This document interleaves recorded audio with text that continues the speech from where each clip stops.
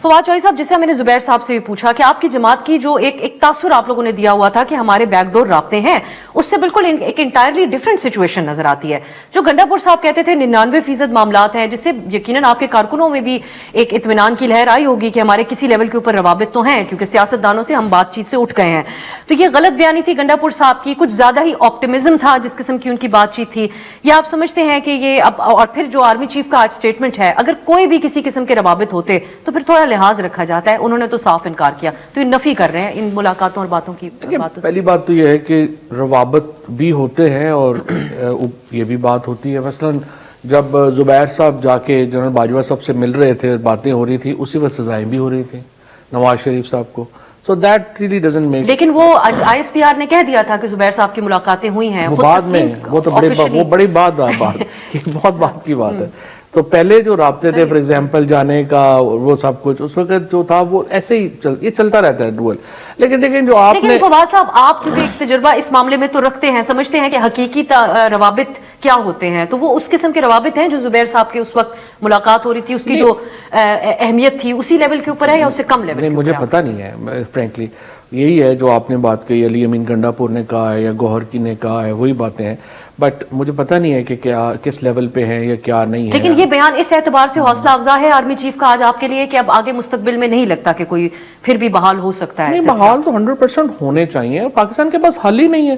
देखिए ना, बिल्कुल क्या है, पाकिस्तान फंसा हुआ है, एक तरफ सबसे पॉपुलर लीडर है जिसके साथ पूरी पाकिस्तान की आवाम खड़ी है, दूसरी तरफ सबसे पावरफुल इंस्टीट्यूशन है, आपने दरमियान में जो है वो राब्ते किए बगैर आप कैसे जो है वो उसको चलाएंगे? और मैंने जिस तरह आपके प्रोग्राम में पहले अर्ज किया था, देखिए अभी आपने जिस तरह जुबैर साहब के साथ आप बात करी थी ना, पाकिस्तान का एक मॉडल है 71 साल से, जब हम 51 में हमने फैसला किया कि हम वेस्टर्न ब्लॉक की जंगें लड़ेंगे और वेस्टर्न ब्लॉक और अरब ब्लॉक हमें सपोर्ट करेगा। तो उस वक्त से लेके आखिरी ये जो वॉर ऑन टेरर हुई है, उस वक्त तक हम इंटरनेशनल एस्टैब्लिशमेंट के अलाये के तौर के ऊपर यहाँ पे जो था वो हम अपना मुल्क चला रहे थे। अब यहाँ पोस्ट USSR जो सिचुएशन बनी है, उसके अंदर हमारी एस्टैब्लिशमेंट को भी अभी समझ नहीं आ रहा कि आखिर हमने अपना रोल रखना क्या और आगे हमने कैसे चलना है। इस वक्त जरूरत इस बात की है कि पाकिस्तान की सियासी जमातें और पाकिस्तान की एस्टैब्लिशमेंट मिलके एक होम ग्रोन सोल्यूशन बनाएं, बजाय इसके कि हम हर वक्त बाहर के लोगों को देखते रहें कि वो पाकिस्तान के साथ क्या करेंगे। क्योंकि देखिए ना, ट्रेडिशनली 3 ही मुल्क हैं जो पाकिस्तान में इस तरह का इंटरेस्ट लेते थे, अमेरिका लेता था, सऊदी अरेबिया लेता था, UAE लेता था। अभी एट द मोमेंट लग नहीं रहा कि इन मुल्कों में से कोई भी पाकिस्तान के अंदरूनी कॉन्फ्लिक्ट को रिजॉल्व करने के लिए कोई आउट ऑफ वे जाएगा। लिहाजा जरूरत आपको पड़ गई है कि आप अपना कॉन्फ्लिक्ट खुद रिजॉल्व करें, और ये नहीं हो सकता कि आप कहें कि जी ये जो सियासी जमातें हैं और एस्टैब्लिशमेंट हैं वो बगैर बातचीत के ही रिजॉल्व कर लेंगे।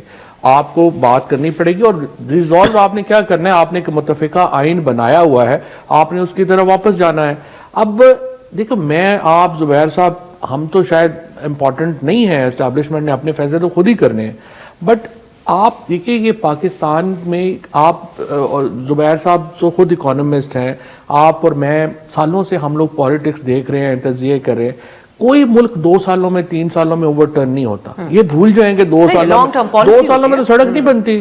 आपको एक लॉन्ग टर्म सोल्यूशन बनाना है और उसके लिए पाकिस्तान को एक नॉर्मल डेमोक्रेटिक मुल्क बनाना होगा। एक पॉइंट आपकी इजाजत से मैं जुबैर साहब के करूंगा, देखिए हम बांग्लादेश नहीं है, हम नॉर्थ कोरिया नहीं है, हम चाइना नहीं है, वहां पे एक जुबान बोली जाती है, मजहब उनका एक है, वो एक कौम है।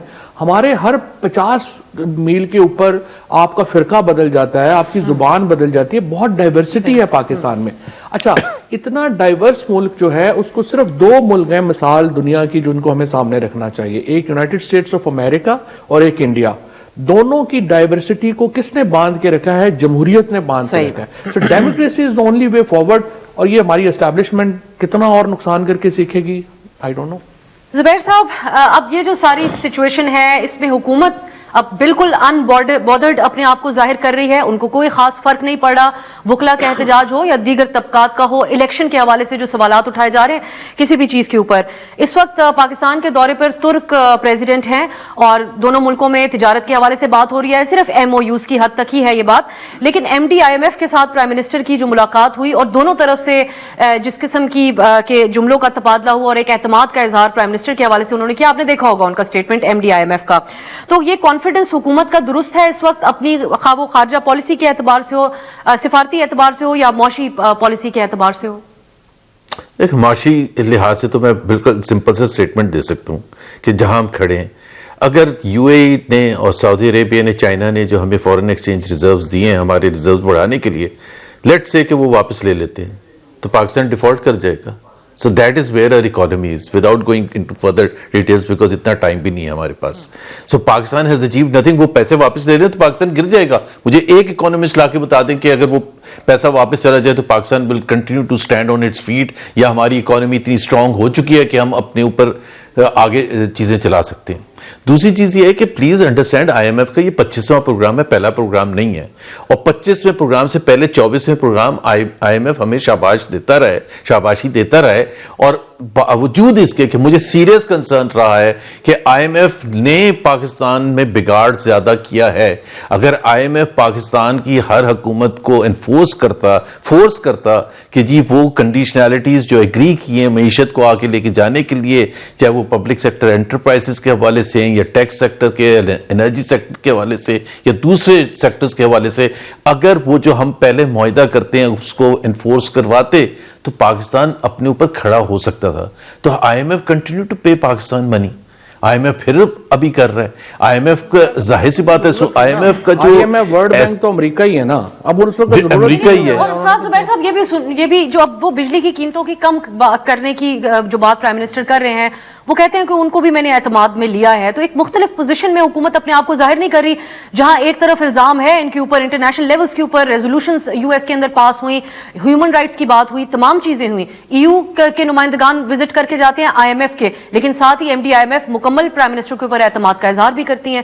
تو جو ایک خواہش تھی یہاں, خواہ وہ اپوزیشن ہو کہ باہر کے جو کمیونٹی ہے اس کے حوالے سے بھی دیکھ رہے تھے, لیکن اس کا کوئی خاص رد عمل نہیں ہے, حکومت کا اعتماد بڑھ رہا ہے.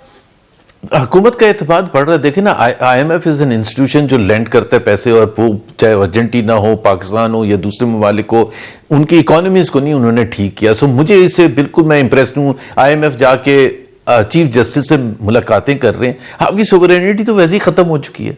مطلب ایک حکومت پاکستان نے زیادہ تر اپنا مینڈیٹ پنڈی کو دے دیا تھا, باقی جو بچا تھا وہ آئی ایم ایف کو دے دیا ہے. تو اگر ایسا ملک ہی چلانا ہے کہ جی ہمارے یہ بھی سوالات آ کے آئی ایم ایف کرے گا کہ اپوائنٹمنٹ آف ججز کیسے ہوتے ہیں, یا بیوروکریٹک ریفارمز کیا ہیں, یا صوبے کس طرح سے صوبے چلا رہے ہیں, تو میرا خیال ہے ہمارے پاس تو کوئی آزادی ہی نہیں. از دس دا وے ٹو گو فارورڈ. تو ظاہر سی بات ہے آئی ایم ایف تو بہت خوش ہوگا کہ ہماری ہر بات وہ مانتے ہیں اور ہر چیز وہ کر رہے ہیں. جہاں تک وہ بجلی کے نرخ ایم او یوز پر میں صرف ایک کمنٹ کرنا چاہوں گا. فواد کو بھی پتا ہوگا اپنے تجربے سے جب حکومت میں تھے, اگر پچھلے 10 سال کے ایم او یوز کٹھے کریں نا تو پاکستان سے زیادہ انویسٹمنٹ کہیں نہیں آئے, کہیں بھی نہ آئے. اتنے ایم او یوز ہوتے ہیں, ہر 2 مہینے کے بعد 25 ایم او یوز ہوتے ہیں.